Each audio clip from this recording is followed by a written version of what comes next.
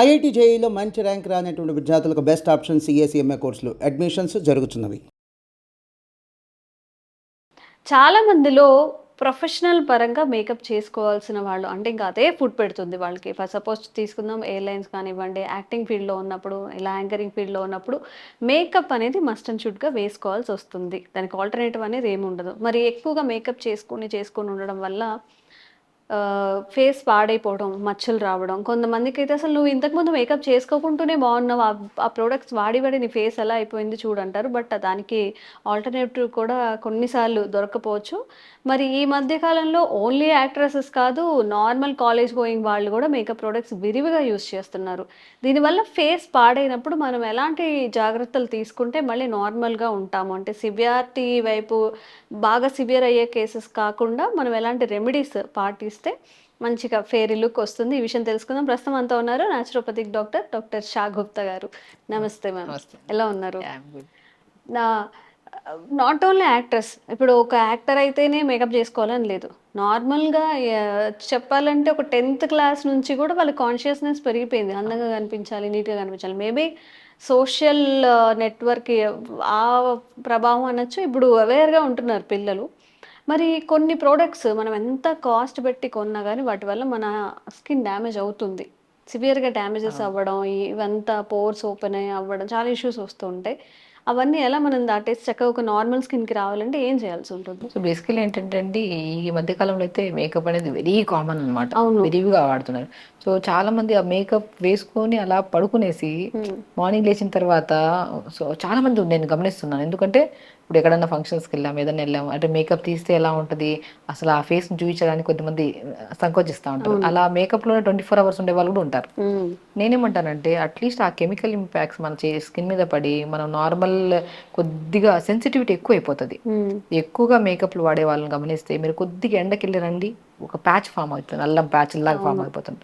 So, నేనేమంటా అంటే morning మన ప్రొఫెషనల్‌లో మనం వాడుతుంటాం రెగ్యులర్‌గా అన్నప్పుడు, హ్మ్. మనం మార్నింగ్ లేచిన తర్వాత మంచిగా అంటే లైక్ పొటాటోని జ్యూస్ చేసేసి, ఆ హ్మ్. జ్యూస్‌ని ఐస్ ట్రేలో వేసేసేయండి. హ్మ్. ఆ ఐస్ క్యూబ్స్‌ని ప్లెయిన్ వాటర్ తీసుకొని పొటాటోతో చేసిన ఐస్ క్యూబ్స్‌ని ఆ వాటర్‌లో వేసుకొని ఫేస్‌ని డిప్ చేయండి. హ్మ్. సో, అలా పొటాటో గానీ, టమాటో గానీ, కుకుంబర్ అయితే అల్టిమేట్‌గా పనిచేస్తది. హ్మ్. అలోవెరా గానీ, మనం డైరెక్ట్ అప్లై చేసే బదులు ఐస్ క్యూబ్స్ లాగా చేసుకొని, హ్మ్. ఆ ఐస్ క్యూబ్స్‌ని కూడా ఒక బౌల్‌లో వాటర్‌లో తీసుకొని, దాంట్లో అన్నీ వేసుకొని ఫేస్ పెట్టండి. హ్మ్. అంటే మనం లైక్ ఆల్మోస్ట్ ఒక ఖచ్చితంగా మనము మేకప్స్‌లో ఉంటే స్కిన్ బాగా డ్యామేజ్ అయిపోయి దాని అంటే లైక్ మనకు ఎలా అంటే సూపర్ఫిషియల్ లేయర్ అనేది చాలా డ్యామేజ్ అవుతూ ఉంటది. హ్మ్. మనం ఎంత వాష్ చేసినా, ఎన్ని సోప్స్ పెట్టి వాష్ చేసినా కూడా దాని ఇంపాక్ట్ ఉంటది. బట్ హ్మ్. మీరు ఆ పొటాటోతో గానీ, టమాటోతో కానీ ఐస్ క్యూబ్స్‌లో ఇలా వేసుకొని అప్లై చేసుకోవడం వల్ల బ్లడ్ సప్లై బాగా ఇంక్రీజ్ అయిపోయి, ఆ కెమికల్ దంతా క్లీన్ అయిపోతదనమాట మనకి. ఓకే. మనము ఇలాగ మార్నింగ్ లేచిన తర్వాత ఐస్ క్యూబ్స్‌లో ఇలా ఫేస్ పెట్టి చేసుకోవడం వల్ల, మనం ఇలాంటి డ్యామేజెస్ నుంచి మనకు చాలా వరకు కాపాడుకోవచ్చు మన స్కిన్‌ని. హ్మ్. ఈవెన్ దో మేకప్ వేయడానికి ముందు కూడా ప్లెయిన్ ఐస్ క్యూబ్స్ చేసుకొని ఫస్ట్ ఫేస్‌కి మసాజ్ చేసుకోండి. హ్మ్. దాని తర్వాత తుడుచుకొని దాని తర్వాత మనం మేకప్ వేసుకోండి. ఓకే. వన్స్ మేకప్ రిమూవ్ చేసిన తర్వాత కూడా టమాటా పల్ప్ గానీ, పపాయ ఫ్రూట్ పల్ప్ గానీ, పపాయ ఫ్రూట్ చాలా అద్భుతంగా పనిచేస్తదండి. పపాయ ఫ్రూట్ పల్ప్ తీసేసుకొని ఫేస్‌కి ప్యాక్ పెట్టేసుకోండి. హ్మ్. మేకప్ రిమూవ్ చేసిన తర్వాత ప్యాక్ పెట్టి 5-10 మినిట్స్ తర్వాత వాష్ చేయండి. హ్మ్. సో, మనకి ఇప్పుడు యూజువల్‌గా మనం ఎటైనా ఎళ్ళాము. ఇప్పుడు మనము మేకప్ మన కిట్ లేదు మన దగ్గర. మనం రెగ్యులర్‌గా యూజ్ చేసే కిట్ లేదు. సో, వేరే వాళ్ళు యూజ్ చేయాల్సొస్తుంది. హ్మ్. వాళ్ళ ప్రొడక్ట్ వేరు, మన ప్రొడక్ట్ వేరు. అలాంటప్పుడు మనం వాళ్ళది వాడినప్పుడు ఇమ్మీడియేట్‌గా స్కిన్ ఏమవుతది? ఇమ్మీడియేట్‌గా ఇచ్చింగ్ వచ్చేస్తది చాలా మందికి. ఇచ్చింగ్ రావడము అంటే మనం వాడే ప్రొడక్ట్స్ రెగ్యులర్‌గా వాడకుండా ఏదైనా సింపుల్‌గా మార్చాము. ఏదైనా కాంపోజిషన్ ఏదైనా అది ఎక్కువ వాడామో ఇమ్మీడియేట్‌గా స్కిన్ మీద ర్యాష్ వచ్చి అది లైఫ్ టైమ్ ఉండిపోతది కొంతమందికి. హ్మ్. సో, ఇలాంటి ఎన్నో రకాలు మనం చూస్తుంటాం కాబట్టి నేనేమంటానంటే ఎప్పుడైనా సరే మేకప్ వాడినా, వాడకపోయినా స్కిన్ అనేది ఎప్పుడు బ్రైట్‌గా, హెల్తీగా ఉండాలంటే మనం యూజ్ చేసే వెజిటబుల్స్ గానీ, ఫ్రూట్స్ గానీ, ఆ పల్పస్ మనం డైరెక్ట్ మార్నింగ్ లేచాక ఒకసారి, నైట్ పడుకునే ముందు ఒకసారి అప్లై చేసుకోవడము. హ్మ్. దీన్ని ఐస్ క్యూబ్స్ లాగా చేసుకొని మార్నింగ్ లేచిన తర్వాత ప్లెయిన్ ఐస్ క్యూబ్స్ కాకుండా హ్మ్. ఇలా వెజిటబుల్స్ గానీ, ఫ్రూట్స్‌తో చేసిన ఐస్ క్యూబ్ పల్ప్స్ నీళ్ళలో ఏసుకొని మంచిగా పెట్టామనుకోండి. సో, మనం స్కిన్ సెన్సిటివిటీ చాలా వరకు కంట్రోల్ అవుతది. హ్మ్. మనము ఎండకెళ్ళి కొద్దిగా మనం సన్ స్క్రీన్ లోషన్ పెట్టినా, పెట్టకపోయినా ఎండకెళ్ళి వచ్చిన తర్వాత కూడా స్కిన్ చాలా మంచిగుంటది. ఎప్పుడు హ్మ్. డ్యామేజ్ అవ్వదు. హ్మ్. సో, మనము ఎండకి వెళ్ళినా మనకి ఎక్కువ ఏ ప్రొడక్ట్స్ వాడినా కూడా స్కిన్ డ్యామేజ్ అవ్వద్దు అంటే హ్మ్. ఎర్లీ మార్నింగ్ చేసే ప్రక్రియ, నైట్ పడుకునే ముందు చేసే ప్రక్రియ చాలా ఇంపార్టెంట్. అదే మనం అప్లై చేసుకునే ఫ్రూట్స్ గానీ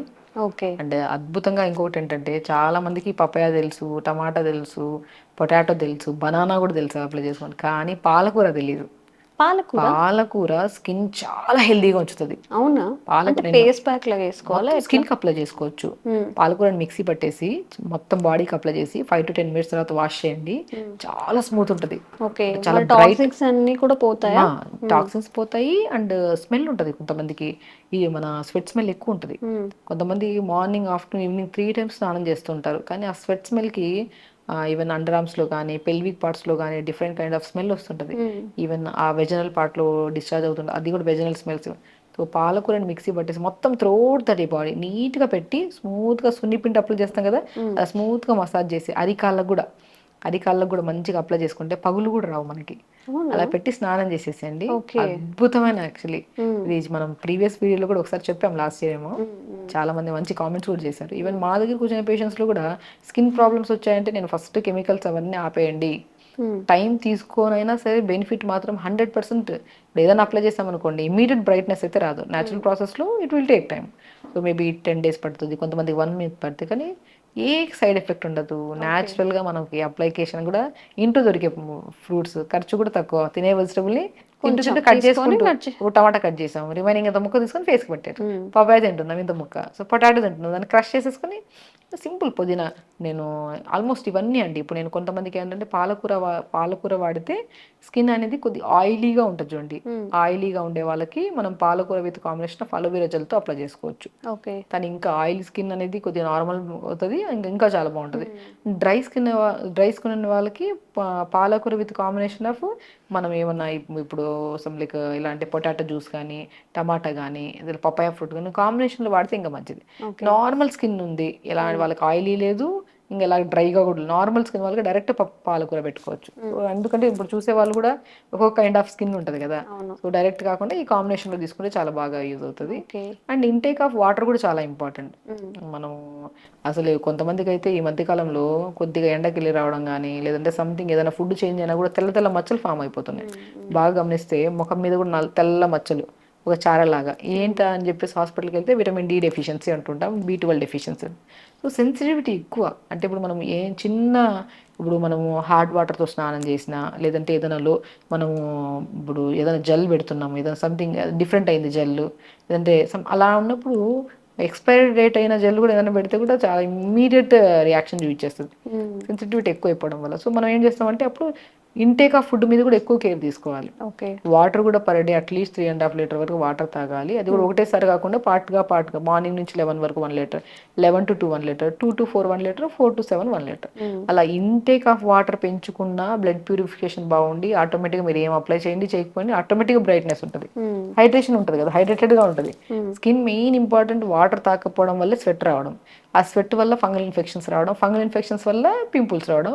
పింపుల్స్ మనం కామ్గా ఉండదు కదా, వచ్చి గిచ్చుతాము, ఆ నెయిల్స్ అది మచ్చలు. సో ఇదంతా ప్రాసెస్ ప్రాపర్ వాటర్ తాకపోవడం. వాటర్ బాగా తీసుకోండి.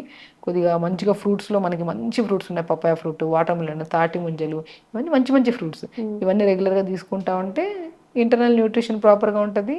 వాటర్ బాగా తాగుతున్నాం కాబట్టి కొద్దిగా మంచిగా, దాంతోపాటు ఎక్స్టర్నల్ మెయింటైన్ కూడా చేస్తున్నాం కాబట్టి 2 విధాలుగా బాగా యూజ్ అవుతుంది.